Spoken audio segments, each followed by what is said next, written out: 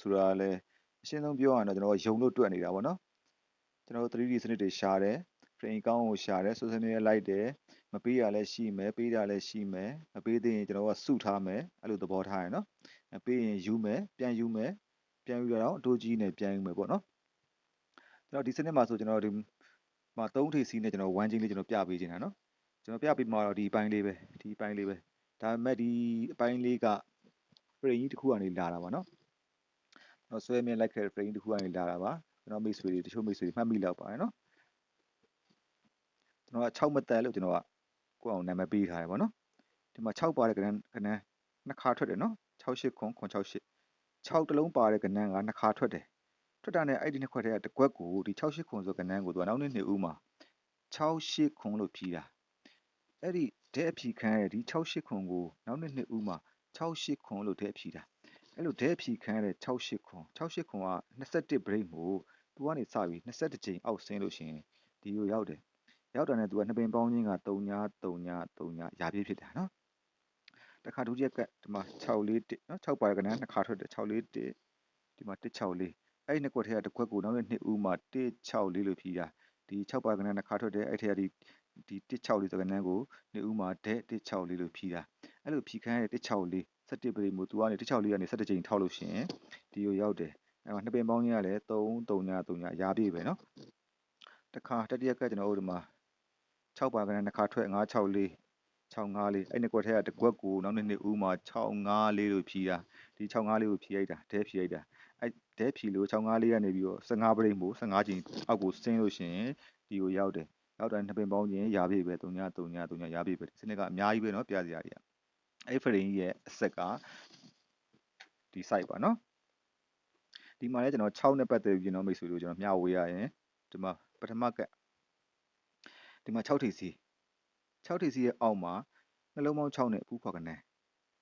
အဲ့ဒီကနန်းက10ပရိသူ့ရင်ဆိုင်ကလည်း10ပရိ88ပေါင်းခြင်းကလည်းဒီ6ပဲเนาะတခါအဲ့ဒီ6ထိပ်စီရဲ့နောက်တွဲ56 1အဲ့ဒီ1ကိုရင်ဆိုင်မှာ1ပရိရိုက်တယ်အဲ့ဒီ1ပရိက21ကြိမ်ပုံဒီမှာ1ပရိလို့ထွက်ပါတယ်ပထမက1မှတ်သက်เนาะဒါမှတ်တာတခါဒုတိယ6ထိပ်စီသူ့အောက်မှာနှလုံးပေါင်း6နဲ့အပူခွာကနန်းသူက2ပရိသူက4ပရိ2 4ပေါင်းခြင်းကလည်းဒီ6ပဲအဲ့ဒီနောက်တွဲက4ဒီ4ရဲ့ရင်ဆိုင်မှာ4ပရိပဲအဲ့ဒီ4ပရိက21ကြိမ်ပုံသေးမှာ4ပရိထွက်ပါတယ်เนาะဒါ4တခါတတိယက6ထိပ်စီသူ့အောက်မှာနှလုံးပေါင်း6နဲ့အပူခွာကနန်းသူက1ပရိသူက5ပရိ1 5ပေါင်းခြင်းကလည်း6ပဲเนาะအဲ့ဒီ6ကနောက်တွဲကခွန်ရင်ဆိုင်မှာခွန်ပရိအဲ့ဒီခွန်ပရိက21ကြိမ်ပုံသေးမှာခွန်ပရိထွက်ပါတယ်ခွန်ဘောနော်တေလေးခွန်အဲ့ဒီမှာခုနက6ထိပ်စီနောက်ပေါင်း1ရင်ဆိုင်မှာ1ပရိအဲ့ဒီ1ပရိက21ကြိမ်ပုံသေးမှာ1ပရိလို့ကြားတဲ့ချိန်မှာသူ့ရှေ့မှာ3နောက်ပိတ်ကိုအလယ်မှာထားပြီးတော့ထောင်9အဲ့ဒီ9ကဒီမှာ9ထိပ်တခါဒုတိယက6ထိပ်စီနောက်တွဲ4ရင်ဆိုင်မှာ4ပရိဒီ4ပရိက21ကြိမ်ပုံသေးမှာ4ပရိရိုက်တယ်သူ့ရှေ့နှစ်မှာ3ကိုအလယ်မှာထားပြီးတော့အထောင်4အဲ့ဒီ4က4ထိပ်ခုနက9အခု4တခါတတိယက6ထိပ်စီနောက်တွဲကခွန်ဒီခွန်ကရင်ဆိုင်မှာခွန်ပရိဒီခွန်ပရိက21ကြိမ်ပုံသေးမှာခွန်ပရိရိုက်တယ်အဲ့ဒီမှာလည်း3နောက်ပိတ်လေးအလယ်မှာထားပြီးတော့အထောင်3အဲ့3ကဒီမှာ3ထိပ်စီအဲ့တော့ဒီမှာ9ထိပ်4ထိပ်3ထိပ်ဒီမှာလည်းပြစရာတွေအများကြီးပဲเนาะဒီမှာဒီ9ထိပ်စီဒီပင်ကျော်မှာရှေ့ပေါင်း9 3ညပေါ့နော်ဒီမှာ4ထိပ်စီဒီပင်ကျော်မှာရှေ့ပေါင်း6 3ညပေါ့နော်3ထိပ်စီဒီပင်ကျော်မှာရှေ့ပေါင်းခွန်3ညပေါ့နော်တခါနောက်ပိတ်နှလုံးပေါင်းခွန်နောက်ပိတ်နှလုံးပေါင်းခွန်နောက်ပိတ်နှလုံးပေါင်း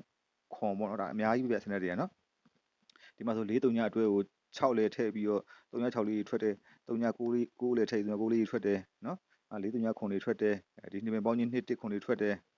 ဒီမှာလည်းအဲ့လိုပဲဒီနောက်တွဲ3 8အဲ့ဒါကို8 3ဆိုပြီးလှန်တယ်6လဲထည့်မယ်9လဲထည့်မယ်8 6 3တွေထွက်တယ်8 9 3တွေထွက်တယ်ကျွန်တော်မပြတော့ဘူးเนาะဒီမှာ8 3ဒီ9တွေထွက်တယ်နှစ်ပင်ပေါင်းချင်းခွန်1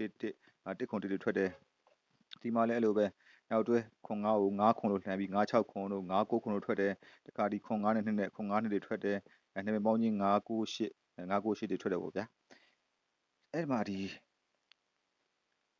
အခုကျွန်တော်ပြချင်တဲ့ point လေးကိုပြောမယ်เนาะဒီမှာကျွန်တော်ပထမက9ထိပ် ဒီငါးထိပ်ကမြင်းခုံမှာငါးလှမ်းပိတ်တယ်ပိတ်တာလေသူက3ပိတ်ကဲအောက်မှာငါးပိတ်တာဒီ3ကြောင့်နော်တခါဒုတိယက4ထိပ်ဒီ4ထိပ်ကလည်းမြင်းခုံမှာ4ပိတ်တာအဲ့ဒီ4ပိတ်ကလည်းအပေါ်မှာ3ပိတ်လေးခံပြီးမှ4ပိတ်တာဒီ3ကလည်းဒီ3ကြောင့်တခါတတိယက3ထိပ်ဒီ3ကလည်းမြင်းခုံမှာ3ပိတ်တာသူ့အပေါ်မှာလည်း3ပိတ်လေးရရှိနေရမယ်ဒီ3ကြောင့်နော်အဲ့တော့ကျွန်တော်ဘယ်လိုဖြစ်သွားမလဲ9 9ပေါ့နော်ဒီမှာ4 4ပေါ့နော်3 3ပေါ့ဒီမှာကျွန်တော်6မှတ်သက်လေးကိုကျွန်တော်ဆက်ပြောရရင်ကျွန်တော်တို့ဒီမှာဒီကျွန်တော်တို့6ထိပ်နောက်ပေါင်းတစ်က break တစ်ပေါ့နော်သူ့ရဲ့နောက်နှစ်ကမှသူက16ချိန်မှာ16ချိန်မှာသူကအပူးနဲ့နှလုံးပေါင်း6နော်နှလုံးပေါင်း6နဲ့အပူးကနေကိုခွန်နဲ့နော်ကိုခွန်ထွက်တယ်သူ့ရဲ့နောက်နှစ်မှာ6 break ပုံတည်လိုက်တယ်အဲ့ဒီရဲ့အောက်မှာ break နှစ်ခုပေါင်း6တယ်နော်ဒီ6ထိပ်ကတစ်နှစ်ကျော်ပေါ့နော်တစ်နှစ်ကျော်16ချိန်မှာပဲနော်16ချိန်မှာပဲသူပုံတည်လောက်တာနှလုံးပေါင်း6နဲ့အပူးကနေသူ့ရဲ့နောက်နှစ်မှာ6 break ပုံတည်သူ့အောက်မှာ break နှစ်ခုပေါင်းခြင်းက6နော်8 8 6တခါဒုတိယကကျွန်တော်တို့ဒီမှာ6ထိပ်သူ့ရဲ့တစ်နှစ်ကျော်16ချိန်ပုံတည်မှာပဲနော်နှလုံးပေါင်း6နဲ့အပူးကနေသူ့ရဲ့နောက်နှစ်မှာ6 break ပုံတည်လိုက်တယ်သူ့အောက်မှာ3 break နှစ်ခုပေါင်း6ပဲတခါတတိယကဒီမှာ6ထိပ်သူ့ရဲ့တစ်နှစ်ကျော်16ချိန်ပုံတည်မှာပဲပေးရနော်နှလုံးပေါင်း6နဲ့အပူးကနေသူ့ရဲ့နောက်နှစ်မှာလည်း6 break ပုံတည်ပဲသူ့အောက်မှာလည်း break နှစ်ခုပေါင်းခြင်းက6ပဲနော်ခွန်9ပေါင်းခြင်းက6ပဲဒီတုန်းကလည်းကျွန်တော်2 4 ခွန်9 2 4ပြီးပေါ့ခွန်9ပြီးပေါ့ကျွန်တော်ဖေ့စ်ဘုတ်မှာတင်ပေးခဲ့ဘူးတယ်ဗျာနော်အဲ့ဒီမှာကျွန်တော်တို့ဒီ6ထိပ်စီ6ထိပ်စီကနေပြီးတော့သူကနောက်6နှစ်ပေါ့နော်1 2 3 4 5 6နောက်6နှစ်မှာလည်းအဲ့6စမ်းလည်းမပြတ်သေးဘူးဗျအဲ့နောက်6နှစ်မှာသူက6ထိပ်လို့အဲ့နှစ်မှာစပေါ်ရတယ်ဒီလိုတတိကန်အခွေလေးက1နော်1အဲ့1ကကျွန်တော်ပြောတယ်1 4ခွန်မတက်က1ပေါ့နော်တခါဒုတိယက6ထိပ်စီနဲ့ပုံလေးဒီကနေ6ထိပ်စီရနောက်နှစ်ပေါ့နော်နောက်6နှစ်1 2 3 4 5 6နောက်6နှစ်မှာလည်းအဲ့လိုပဲ6ထိပ်လို့ပေါ်ရတဲ့နဲ့ဒုတိကန်ခွေလေးထိပ်စီသုံးလုံးက4တာနော်1 4ခွန်မတက်မှာ1ပြီး4ပြီးတခါတတိယက6ထိပ်သူကနေ6နှစ်1 2 3 4 5 6ဒီ6နှစ်မှာလည်းပဲ6ထိပ်ပေါ်ပြီးရနဲ့ဒုတိကန်ခွေလေးကခွန်တာနော်1တယ်4တယ်ခွန်တယ်နော်ဒါဒီတုန်းကကျွန်တော်ဒါလေးကျွန်တော်ပြပေးလိုက်ပါတော့ဆိုလိုချင်တာကကျွန်တော်စနစ်တစ်ခုကိုစနစ်ကောင်းတယ်ထင်ကျွန်တော်ဆွဲမြဲလိုက်တယ်ဆိုတော့ပြပေးတာနော်အဲ့ဒီ1 4ခွန်သူကခွန်4တယ်လို့ပြန်လဲသေးတယ်ဒီမှာခွန်ပရိတ်ဒီမှာ4ပရိတ်တဲ့ဒီမှာ1ပရိတ်ဆိုရင်9ထိပ်နဲ့1ပရိတ်ပိုင်ရိုက်သေးတယ်ဗျာနော်ဒီ9ထိပ်ပဲပေးပါတယ်ပရိတ်မပေးသွားဘူးပေါ့နော်ဒီမှာခုနတော်လိုရင်းမြောက်တုံးနော်လိုရင်းလို့ပြန်ပြရမယ်နော်အဲ့ဒီခုန6ထိပ်စီ6ထိပ်ဒီနေ့ကျော်မှာနှလုံးမ6နဲ့အပူကနေသူ့ရင်ဆိုင်မှာ6ပရိတ်ရှိတယ်အဲ့6ပရိတ်ကနေ6နဲ့ထောင်မယ်6နဲ့မှာ9ထိပ်စီပြန်တည်တယ်နော်ဒီ9ထိပ်စီလား910တဲ့နော်1ချိန်နော်တခါဒုတိယကဒီ60ကြီးတစ်နှစ်ကျော်မှာ16ချိန်ပုံသေးမှာနှလုံးမ6နဲ့အပူကနေသူ့ရဲ့နောက်နှစ်မှာ6ပရိတ်ပုံသေးဒီ6ပရိတ်ကနေ6နဲ့ထောက်1 2 3 4 5 6ဒီမှာ4ထိပ်စီပြန်ပေါ်တယ်နော်ဒီ4ထိပ်စီ4 3 8က1ချိန်နော်1ချိန်တခါတတိယက6ထိပ်စီနောက်တစ်နှစ်ကျော်မှာ16ချိန်ပုံသေးမှာပဲနှလုံး6နဲ့အပူသူနောက်နှစ်မှာ6ပရိတ်ဒီ6ပရိတ်ကနေ6နဲ့ထောက်ရင်ကျွန်တော်အခုချိန်မယ်နော်အခုချိန်မှာကျွန်တော်ဒီ3ထိပ်စီကို3ထိပ်စီကိုယူပြီးတော့3ခွန်5လေးကိုကျွန်တော်1ချိန်ရိုက်လို့ရတယ်နော်အဲ့မှာ3ထိပ်3ခွန်5 1ချိန်ပေါ့နော်အဲ့မှာ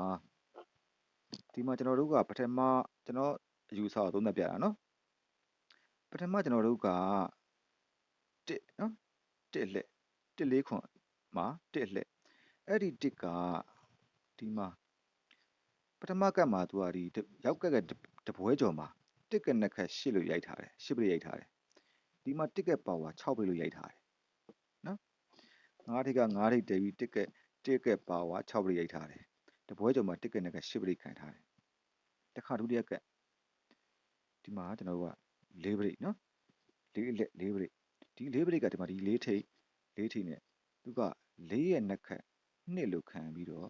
4ရဲ့ပါဝါ9လို့ပြီးတာလားဒါဆိုကျွန်တော်တက်တက်ကဒီမှာခွန်အလှက်ခွန်ပရိတ်ဒီခွန်ကဒီမှာဒီ3ထိပ်ကို3ထိပ်လို့ရိုက်ပြီးခွန်ရဲ့နှက်ခတ်က3ညပရိတ်တော့ပြီးသွားပြီခွန်ရဲ့ပါဝါ2ပရိတ်ပြီးမယ်ဆိုရင်ကျွန်တော်ကဒီ1ချင်းနဲ့2ပရိတ်လို့ကစားလို့ရတယ်နော်